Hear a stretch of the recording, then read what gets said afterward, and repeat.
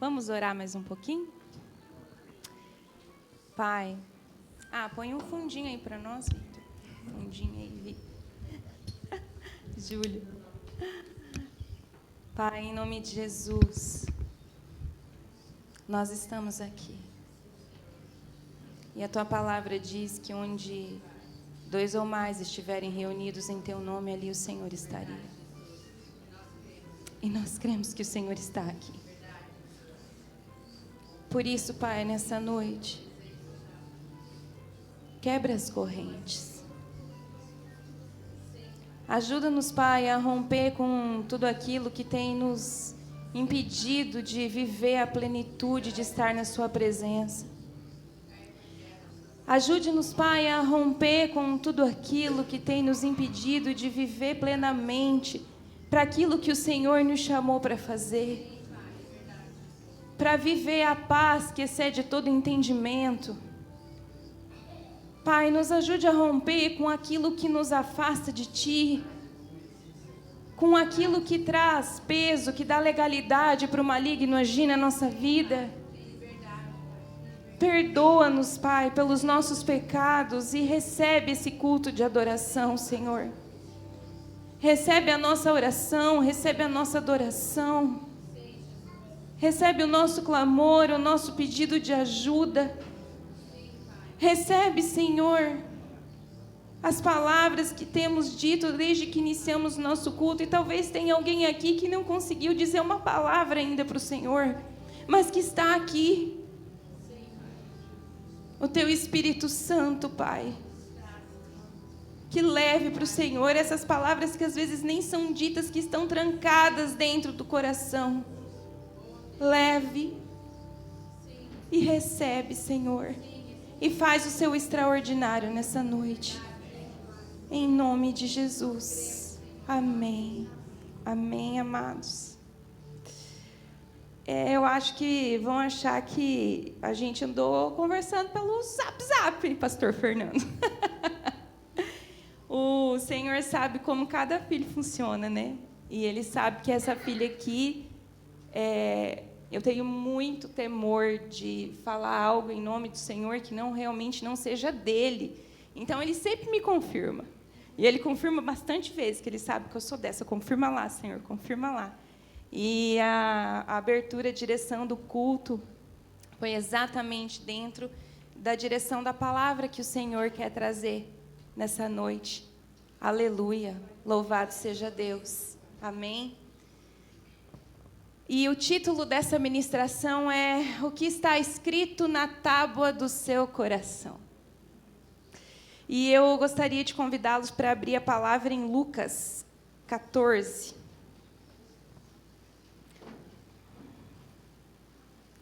Lucas, capítulo 14. Espera aí que eu vou me arrumar. Porque senão vocês põem umas fotos que a gente está linda. Não é você. Pronto?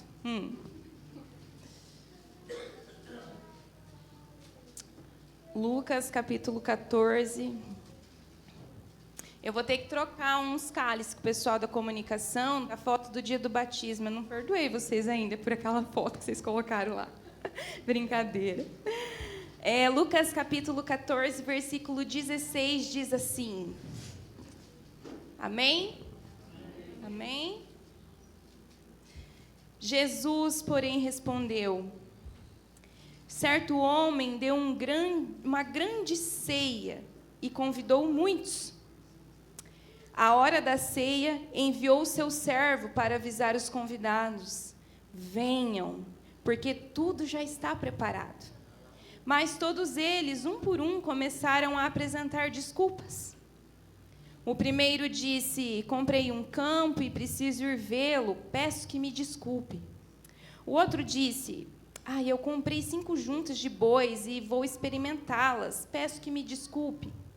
E o outro disse: casei-me e por isso não posso ir. Agora eu convido os irmãos para abrir em Provérbios, capítulo 9.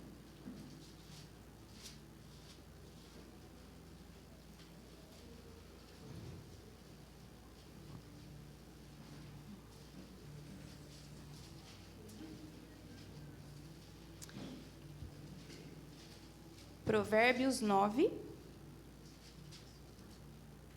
versículo 1 em diante, diz assim: A sabedoria construiu a sua casa, esculpiu para si 7 colunas, matou os seus animais para a festa e preparou o seu vinho, também já arrumou a sua mesa. Enviou as suas criadas para dos lugares mais altos da cidade, façam este convite. Amém? Podem se sentar. Amados, nos 2 trechos que nós lemos, o que eles têm em comum? O que foi feito nos 2 trechos que nós lemos? Um convite. Um convite. E todos os dias há um convite para cada um de nós. Há um convite para nós estarmos aonde? Na presença do Senhor. Nós somos convidados para estarmos em muitos lugares. Tem lugares que nós vamos por obrigação, tem lugares porque nós vamos porque nós gostamos, porque nós queremos. E o Senhor nos convida todos os dias para nós estarmos na sua presença. E muitas vezes, assim como foi aqui no trecho que nós lemos em Lucas, o que nós fazemos com os convites que o Senhor nos dá diariamente? Nós apresentamos desculpas. E o pior, o que me deixou mais entristecida quando eu li novamente esse trecho, é que as desculpas que estavam sendo dadas eram por coisas boas, que provavelmente era o Senhor que tinha mesmo abençoado, porque é só Ele que pode dar coisa boa. Então, um tinha comprado um terreno lá, um sítio. Não, eu vou lá cuidar da minha terra, eu não posso ir. O outro tinha comprado os bois. Não, eu vou experimentar meus bois, eu vou experimentar o meu carro novo. Eu vou experimentar minha moto nova.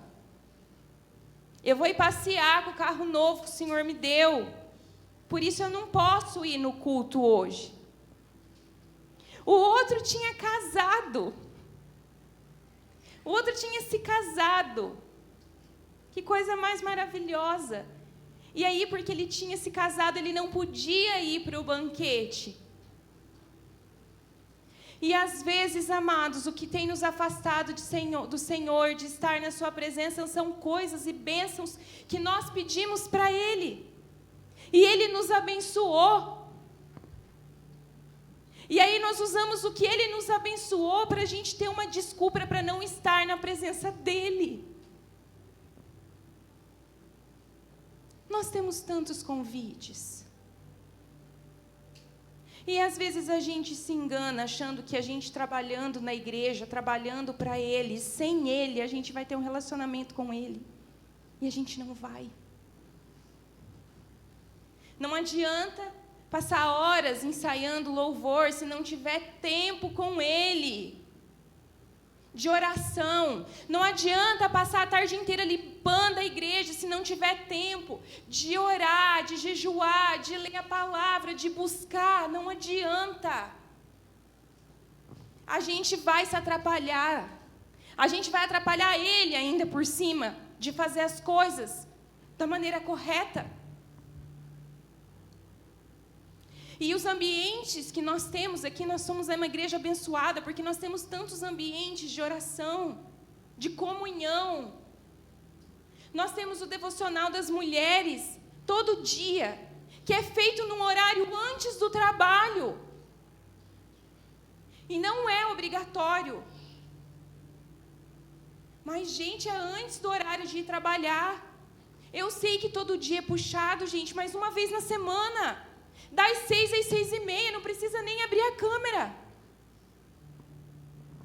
Nós temos as quinta-feiras de oração.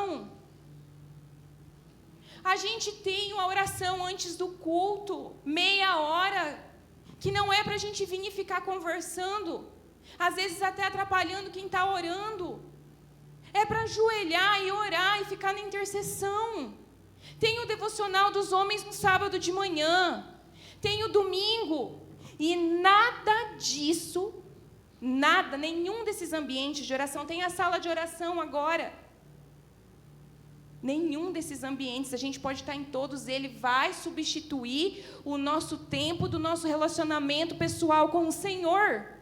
E a gente precisa entender isso. Que se eu passo meia hora no devocional com as mulheres, eu vou ter que ter o meu tempo também particular com o Senhor. Uma coisa não substitui a outra, como diz o nosso pastor Carlos, a gente tem que acrescentar, somar, crescer. E a gente não pode usar as coisas que Ele tem nos abençoado para dizer que a gente não tem tempo para Ele, meu Deus. E a gente faz isso. E aí, na hora que está tudo lindo, está tudo muito lindo, eu não tenho tempo. Aí começa as coisas, tudo ficar meio esquisita na vida, começa tudo ficar de ponta cabeça, daí para onde que a gente corre? Para o Senhor. Correndo, aí a gente tem tempo. Aí a gente tem tempo de ler a palavra, a gente tem tempo de orar, daí não tem mais problema, não dói mais a cabeça para jejuar. E isso é vergonhoso. É vergonhoso. A gente precisa se posicionar, amados. Se posicionar, adorar Ele em verdade, em espírito. Eu não estou falando que a gente tem que se enfiar em tudo quanto é coisa que é para fazer, para impressionar as pessoas. Não. Mas o Senhor está falando, Ele começou a falar desde o começo do culto. Eu quero tempo particular com você. E eu não estou tendo. Por quê? O que está te impedindo de estar na presença do Senhor? De tirar 15 minutos por dia para você ler um capítulo da palavra e para você orar. E a gente tem que parar também com esse negócio da gente ficar orando. Senhor, abençoa a minha vida, transforma o meu casamento, muda o meu emprego. Gente, a gente tem que orar pelas pessoas. A gente tem que orar porque tem tanta gente que está sofrendo. E a gente é tão egoísta que muitas vezes a gente só pensa na gente mesmo, nas nossas dores, nos nossos sofrimentos. Mas experimenta começar a orar pelos outros. Você começa a olhar para coisa sua que você achava que era difícil, você fala, deixa isso aqui para lá, está tudo certo. Você nem reclama mais. E não, amados, isso aqui não é uma palavra de acusação para ninguém. Porque o Senhor, Ele não acusa. A palavra diz, Ele nos ensina, ensina o teu filho no caminho que ele deve andar. Ensina o seu filho de manhã, quando ele se levanta, do meio-dia, quando ele se senta, quando ele se deita. É para a gente ensinar os nossos filhos a todo tempo, a todo momento. E é assim que Ele quer fazer com a gente. Porque muitas vezes ainda a gente tira esse tempo de estar com Ele num período do dia, mas a gente coloca Deus dentro de uma caixinha. E aí Ele fica lá. E aí a gente lê a palavra, a gente estuda, teve uma palavra abençoada no devocional, a gente teve um tempo de oração e tal, e a gente vai para a nossa vida. E aí o que a gente fez? Porque num banquete, que nem diz aqui a sabedoria, ela preparou a mesa, ela preparou o vinho dela, o banquete da ceia do Senhor, e viu um banquete. Num banquete, o que você faz num banquete? Você se alimenta. E se alimenta ainda é um banquete. Quando a gente fala que o banquete é porque a comida é boa. Não é qualquer ovo frito com arroz da geba mole, que é bom também. Mas é um banquete. E aí a gente vai, a gente come, a gente se alimenta. E o que a gente está fazendo com esse banquete? A gente, como igreja, precisa se posicionar. Precisa começar a gerar. Precisa começar a dar. Porque às vezes a gente está que nem o sanguessuga lá do Provérbios também. Me dá. É só me dá. Me dá, Deus. Me abençoa, Deus. Cuida de mim, Deus. Faz isso para mim, Deus. E o que eu estou fazendo em troca? Não que exista uma moeda de troca.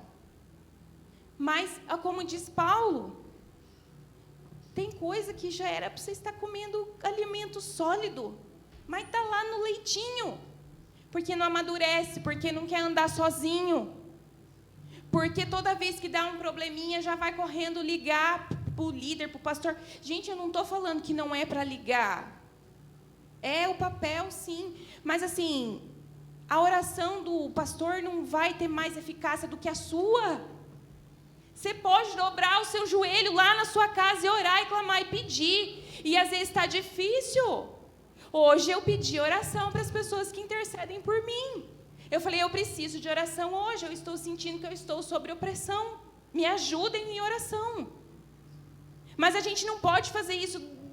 Tirou o dedão, a tampa do dedo, já, pastor, vem resolver. A gente tem que se emancipar. A gente tem que começar a andar e começar a cuidar daquelas outras pessoas que estão vindo, que estão à nossa volta, que estão precisando. E aí você recebeu o cuidado, você começa a cuidar também. E ir, e seguir.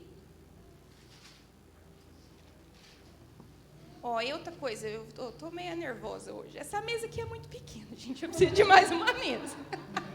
Eu vou reclamar com o Lucas aqui. Tá louco, ele nem tá aí, né? Por isso que eu tô falando. Eu preciso de uma mesa maior para os meus cadernos, porque eu não tenho os tablets chique, uma hora eu vou ter. Me aguarde. Sabe? Então, assim, a gente precisa começar a caminhar. De verdade mesmo, se posicionar. O nosso corpo precisa realmente ser um sacrifício vivo. Ah, sua carne vai querer levantar às 6 horas, 15 para as 6, né? Porque tem que te lavar as remelas, escovar um dentinho, arrumar o cabelo. Às vezes nós ligamos a câmera, está tudo descabelada, né? Daí nós não vai querer acordar. Vai querer dormir mais um pouco. Mas se fosse para ir passear, acordava às 4 horas. Porque para ir para a praia vai 4 horas. A gente ri, gente, mas eu acho que Deus fica olhando lá de cima e falando, Jesus, o que faz? Vamos lá para Provérbios capítulo 3.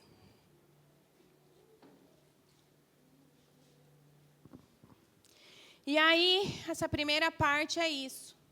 É a gente se lembrar que tem um convite. Um convite que é diário para estarmos na presença dEle. E quando nós aceitamos esse convite, quando a gente consegue romper, quando a gente consegue ter domínio próprio, dominar a nossa carne e falar, fica quieta aí que eu estou indo. Amados, a maioria dos dias eu não quero ir, não, de verdade. A maioria dos dias eu não quero, mas eu vou. Minha filha está aqui de prova. Ela acorda, agora está acordando mais tarde um pouquinho, né? Mas eu estou lá. Eles vêm. Então, eu posso falar, porque eles vêm. A Bíblia, os cadernos, o joelho, eles vêm. Mas não é todo dia que eu quero ir. Mas eu falo, eu vou, porque eu sei quem eu sou sem Jesus. E eu não quero ser aquela pessoa de novo. Então, em Provérbios, capítulo 3, versículo 1, diz assim, meu filho, não se esqueça dos meus ensinos. Até aqui, só a primeira parte. Meu filho, não se esqueça dos meus ensinos. Então, a gente tem que parar e analisar um pouquinho como é que está sendo a nossa vida. Tem pessoas que já são cristãs aqui. Tem alguém aqui 30 anos que é cristão? 30 anos, mais? 30? Tem alguém que é 20? Que aceitou Jesus? 20? 15? 15. Eu estou entre o 10 e o 15, então. Alguém 10 anos? Alguém 5 anos? Alguém 1 ano que aceitou Jesus? Alguém que está começando agora na caminhada? Amém. Então, assim, existem diferentes níveis de entendimento, de conhecimento, de maturidade, e a gente precisa ir caminhando. Só que se a gente olhar para a nossa vida hoje, o quanto de palavra tem na nossa vida? Porque existe uma grande diferença entre a gente conhecer a palavra e a gente aplicar a palavra na nossa vida. Então, tem os versículos que a gente sabe meio que de cor. Ensina o seu filho no caminho que deve andar, né?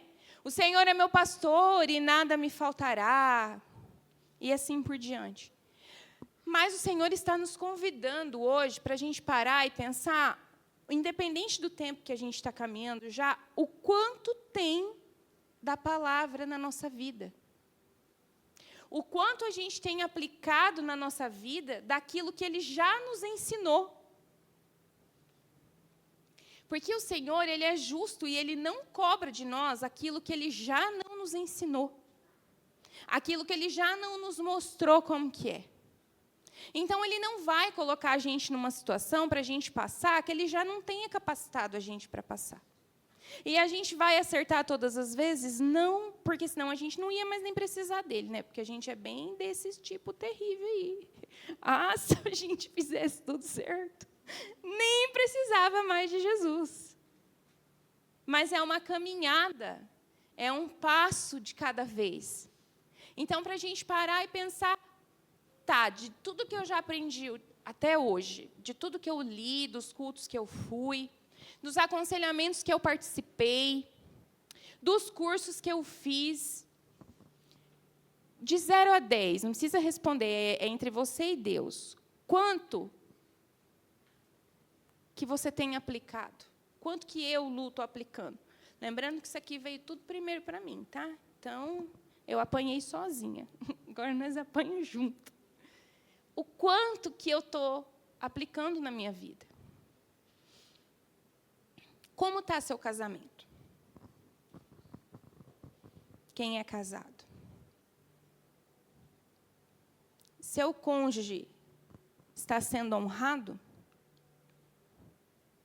É uma das primeiras coisas que a gente aprende, né? Honrar o seu cônjuge. Seu cônjuge está sendo honrado? Está sendo respeitado? Filhos,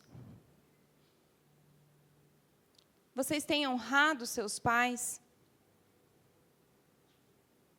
Pais, vocês têm evitado gerar ira no coração dos seus filhos? Como estão os seus relacionamentos no seu local de trabalho?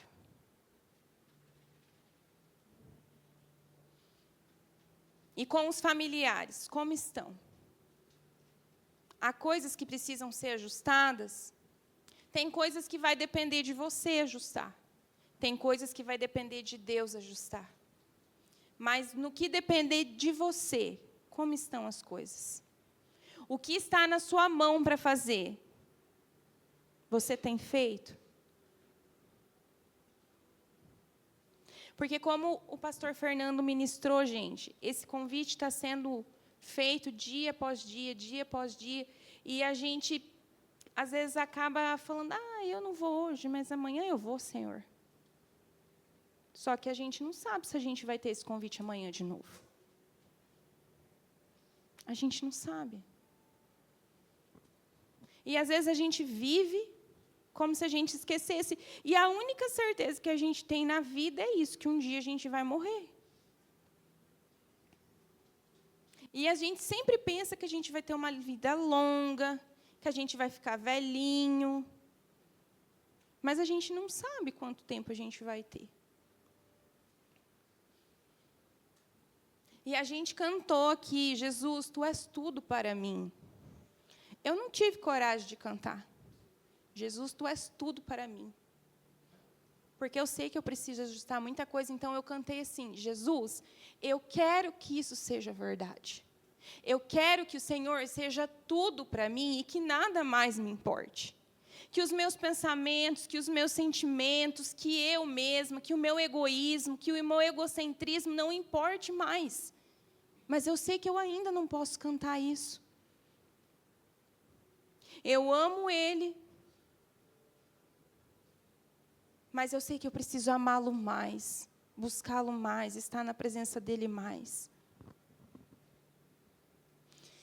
E aí, na sequência ali do 3, a parte B do versículo 1 diz assim, e que seu coração guarde os meus mandamentos.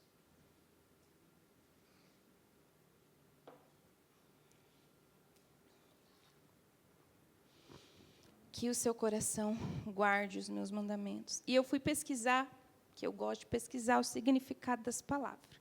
E sempre tem umas que o Senhor faz saltar.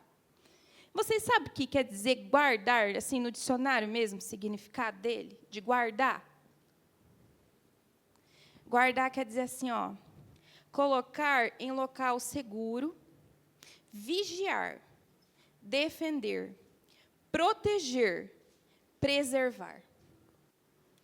Então, ele está dizendo que em todo tempo nós temos que vigiar, nós temos que defender, nós temos que proteger, nós temos que preservar os mandamentos dele.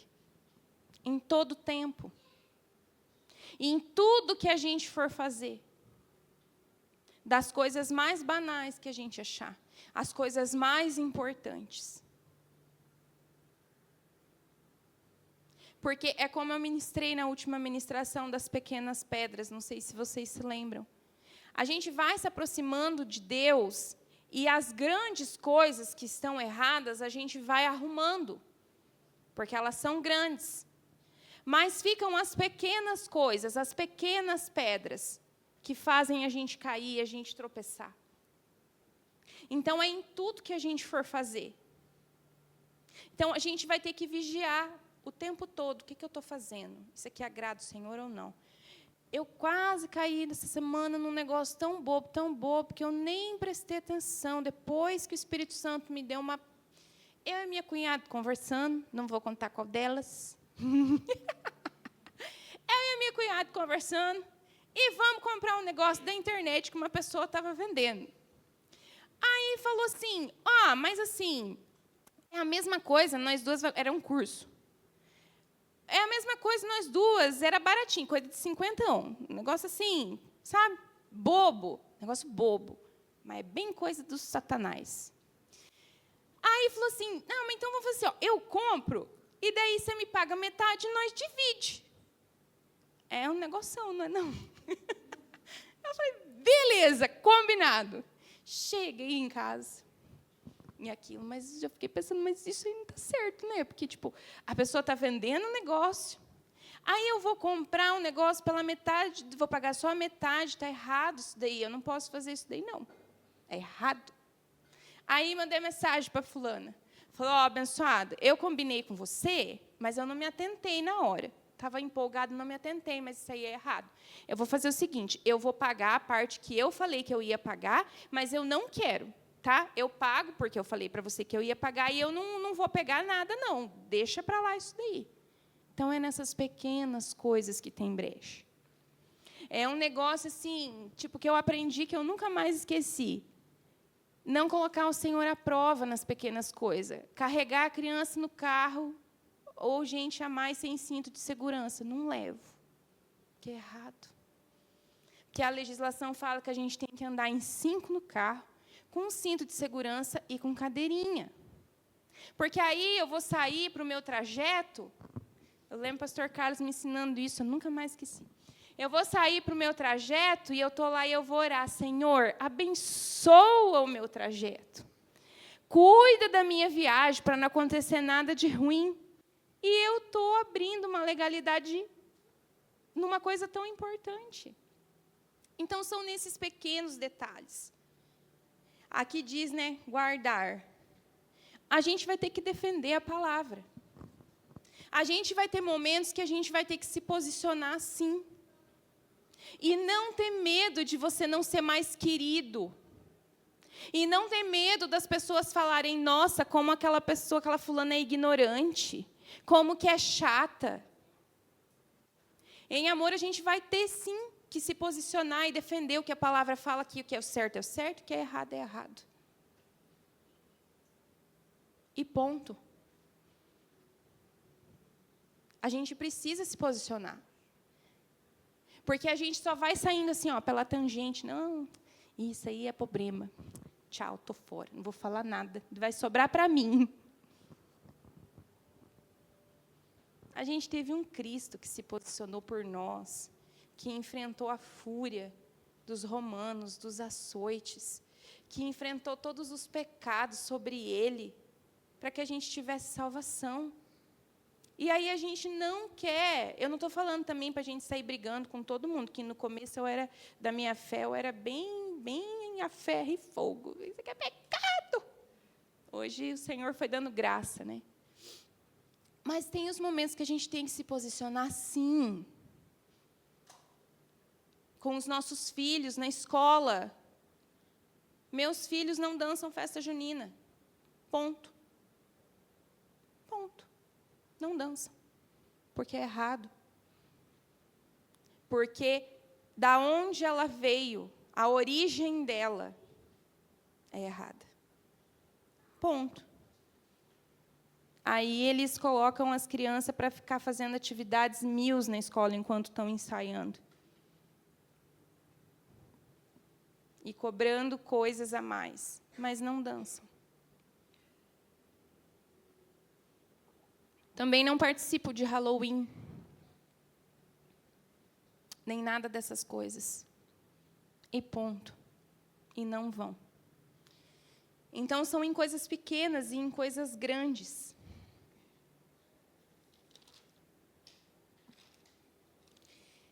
E aí, vamos recapitulando. Tem as pessoas que têm o convite e que estão seguindo, firmes, que aceitaram o convite, que aceitaram Jesus, estão caminhando, estão tendo um relacionamento com Ele.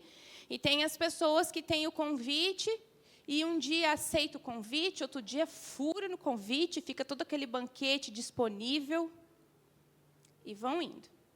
E aí você vai aprendendo, você vai aprendendo, você vai mudando, você vai se fortalecendo. E aí a gente vai agora para o 3:3. Provérbios 3:3. Não deixe que a bondade e a fidelidade abandonem você. E por que o Senhor quer ministrar isso daqui agora? Porque, às vezes, eu acho que tem alguém aqui que pensou assim, tá, mas eu estou obedecendo, eu estou fazendo,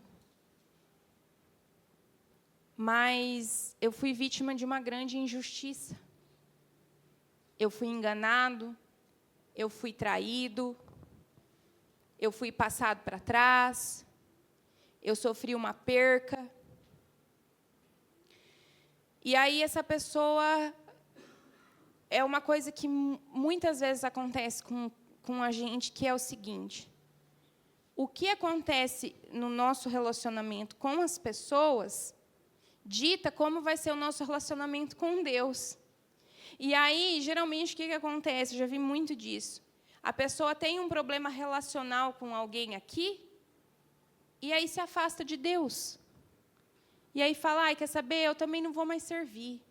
Eu também não vou mais para a igreja, eu também não vou mais fazer nada, porque não adianta fazer nada mesmo, porque o mundo jaz no maligno, as pessoas são malvadas, e eu vou me afastar de tudo, eu vou me fechar e eu vou cuidar da minha vida.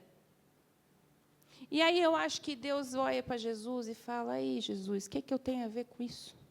O que nós temos a ver com isso? E teria que ser o contrário, amado. É o nosso relacionamento com o Senhor que tem que influenciar o nosso relacionamento com as pessoas, independente do que aconteceu ou deixar de acontecer. Mas tem muita gente ferida, machucada, que se afasta de Deus, que deixa de servir, que abandona ministério, por causa de outras pessoas, por causa de irmãos. Mas a gente tem que entender que a gente está dentro de uma igreja, com pessoas feridas, machucadas. E é o ferro afiando o ferro. Ninguém aqui é perfeito. Então, a gente precisa continuar, perseverar. Porque o rumo da sua vida está na sua mão, não está na mão de mais ninguém. Ah, mas que heresia é essa que você está falando aí? Deus tem o controle de tudo, a vida da gente está na mão dele? Tá, e está. Mas o que vai acontecer na nossa vida depende do nível de obediência que a gente tem com as coisas do Senhor. esse texto aqui, ó, dá para a gente analisar dessas duas maneiras. Não deixe que a bondade e a fidelidade abandone você. De você deixar de ser uma pessoa bondosa. De você deixar de ser uma pessoa fiel pelas coisas que te aconteceram. E quando eu li isso daqui, o Senhor me lembrou que eu era uma pessoa que eu sorria muito mais do que eu sorrio hoje. Que eu era uma pessoa muito mais alegre, muito mais feliz, muito mais brincalhona. Eu permiti que a bondade se afastasse, sim, um pouco do meu coração. Eu fechei o meu coração. Eu me tornei, sim, mais seletiva com pessoas, com lugares. E Ele disse para mim, volta. Volta a ser como você era. Volta a ser a essência que eu coloquei em você. Então, o Senhor está falando para mais pessoas aqui. Volte à essência do que eu te fiz para ser. Do jeito que eu te fiz para ser. E uma outra forma de ver, eu já estou indo para o final, é que Deus, a bondade e a fidelidade dele são imutáveis. Elas nunca mudam. E Ele está nesse lugar que Ele nos convida todos os dias, e Ele não vai sair de lá. Só que o que muda é a gente. Então, essa bondade, o que a palavra fala? Que as bênçãos alcançarão a gente. Mas alcançarão quando? Quando a gente estiver em obediência. Então, a gente que não pode permitir que essa bondade, essa fidelidade, todos os planos, todo o propósito que o Senhor tem para a nossa vida se afastem de nós por causa de nós mesmos. Em Provérbios diz assim, que o homem ele se farta daquilo que ele próprio diz. Vamos lembrar da história de José bem rapidamente. Amados, José nunca mudou a essência dele pelas coisas que aconteceram com ele. Deus revelou o propósito para a vida dele. Por causa desse propósito que ele falou, ele foi odiado. Ele foi enganado pelos irmãos. Ele foi vendido como escravo. Quando ele era escravo, a mulher do Potifar ficava tentando ele. O que ele fez aqui? Ele guardou os mandamentos. Ele falou, eu não posso fazer isso, porque isso é errado, eu não vou me deitar com essa mulher. É errado. Ele guardou. Ele estava na cadeia, ele guardou, ele continuou sendo o mesmo, ele continuou crendo que Deus estava no controle de todas as coisas. Até o dia que ele foi perseverando. Foi fácil, gente? Não foi. É claro que não foi, e não é. E não é fácil você oferecer amor quando você está com o seu coração ferido, machucado.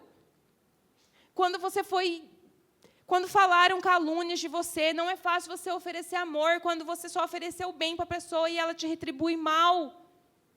Mas a palavra diz que todas as coisas que nós fazemos, devemos fazer de todo o nosso coração. Não para homens, mas para... E Ele, no tempo certo, nos recompensará. Então, às vezes, a gente está se ressentindo de colheitas que a gente está tendo, de pessoas. Mas a nossa colheita verdadeira, ela vem do Senhor. Então, Ele está dizendo, espere a minha colheita, o que eu tenho para te oferecer. E perdoe. E caminhe. E me sirva, e não saia da minha presença, porque sozinho você não vai conseguir. Sem a gente estar no pão da presença diariamente, dia após dia, se alimentando desse maná, a todo tempo. Você foi lá para o seu devocional, você está indo para o seu trabalho, você está com uma pessoa, você está fazendo o seu almoço. É todo tempo com o Senhor. Em todo tempo. Em todo o tempo.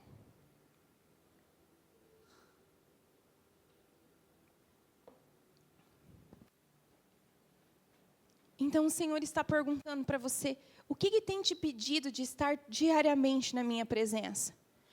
Hoje de noite tem culto, então de manhã eu não preciso ler a Bíblia, não preciso orar, eu não preciso fazer nada.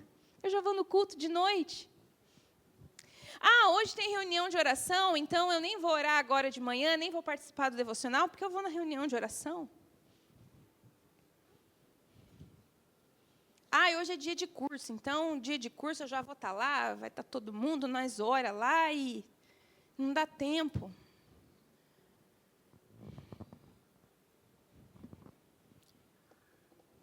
O Senhor precisa ser a nossa prioridade, porque senão a gente acaba sendo engolido por nós mesmos. O nosso maior inimigo não é Satanás. O nosso maior inimigo somos nós mesmos. A pessoa que tem mais poder sobre a sua vida é você. Não é o seu cônjuge, não são os seus filhos, não é o seu chefe, não são as pessoas. É você mesmo. De você levantar, se posicionar e dobrar seu joelho e falar, eu não vou sair daqui, eu não vou arredar meu pé, eu vou continuar, eu vou perseverar. E gritar e chorar na presença do Senhor. E dia após dia. Então, amados, nós vamos orar.